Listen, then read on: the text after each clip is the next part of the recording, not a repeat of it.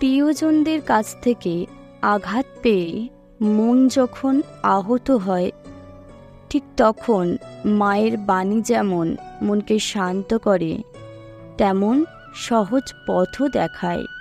মা বলছেন, যতই চেষ্টা করো, তোমার জীবনে তুমি সবার কাছে কখনোই ভালো হতে পারবে না। তাই সে চেষ্টা না করে কর্মে মন দাও। তার প্রতি মন রেখে কাজ করতে হয়।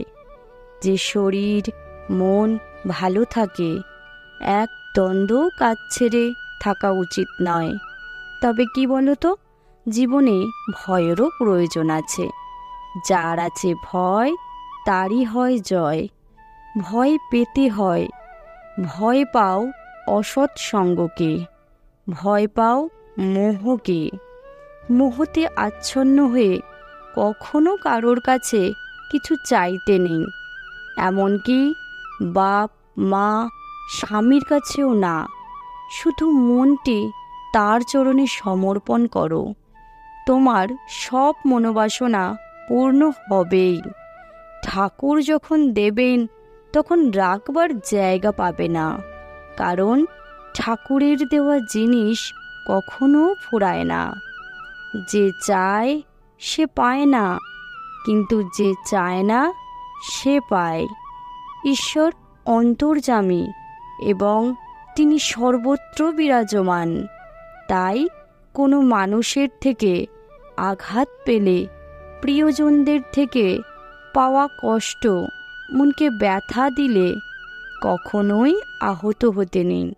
কারণ যিনি আঘাত দিয়েছেন তিনি যেমন নারায়ণ, আবার যিনি যত্ন নিয়ে আপনার চোখের জল মুছিয়ে দেবেন তিনিও তো নারায়ণ।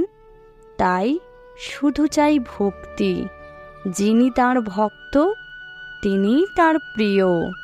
ভগবান বলছেন, আমার ভক্তরা আমার অত্যন্ত প্রিয়। তাই মানুষকে ভগবানের শরণ নিতেই হবে।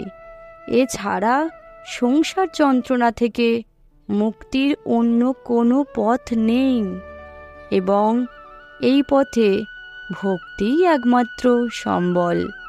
ভক্তি হলেই জ্ঞান হবে, আর জ্ঞান হলেই ভক্তি হবে। এমন কোনো ভক্ত নেই যিনি জ্ঞানী নন, আবার এমন কোনো জ্ঞানী নেই যিনি ভক্ত নন। ঈশ্বরের কাছে সকলের মঙ্গল কামনা করে আজ এখানেই শেষ করলাম। ঠাকুর, মা, স্বামীজির আশীর্বাদ সকলের ওপর পড়ুক এবং সকলে ভগবত প্রেমে মেতে উঠুন।